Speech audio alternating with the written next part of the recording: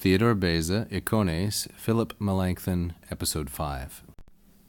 At tu fun de rosas fundisti liliatellus, ut lien ter et rosas, quo nil candidius fuit et nil suavius unquam, recubet Melanchthon maliter.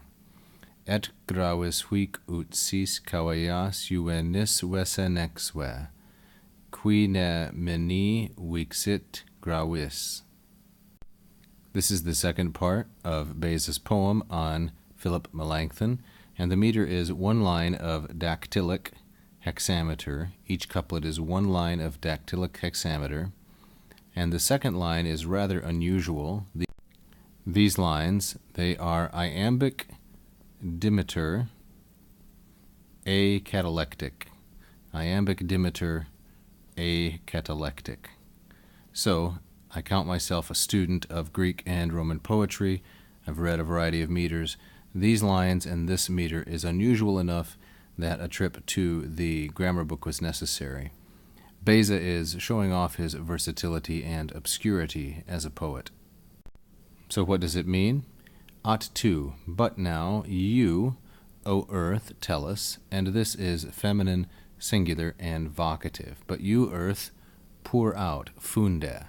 This is the second singular imperative of the verb fundo. It's a third conjugation verb, fundo fundera, which means to pour out. Pour out roses, pour out lilies, funde rosas, funde lilia, for him, isti. Masculine, singular, and dative, reference, of course, to the addressee of the poem, Melanchthon. Pour out roses for him, O earth, pour out lilies.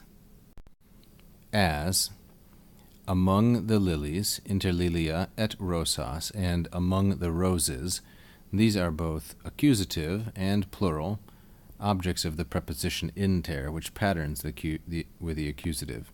As among the lilies and roses, nothing ever, nil umquam, was fuit, more brilliant, more beautiful, candidius, and nothing was more pleasing, quo, than whom, than him. Quo is masculine, singular, and ablative. It's an ablative of comparison.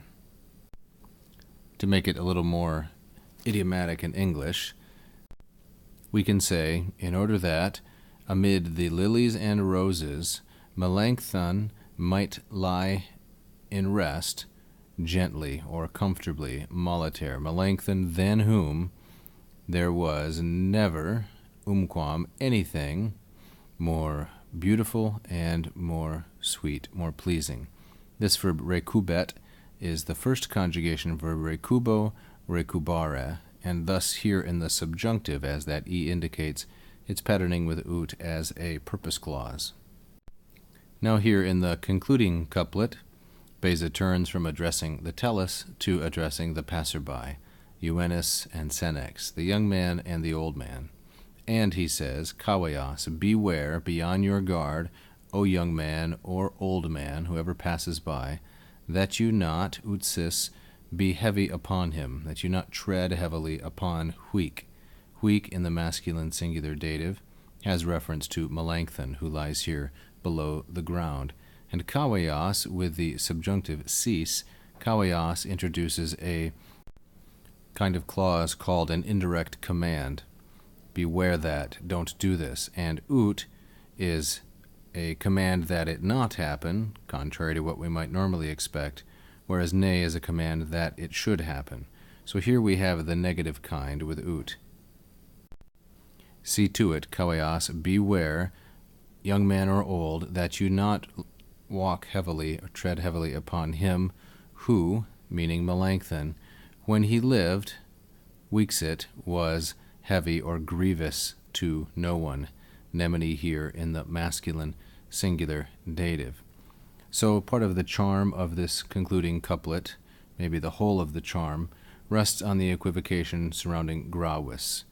Gravis meaning heavy, like the earth upon Melanchthon, that step of the individual, and gravis here in the sense of irksome or burdensome to no one.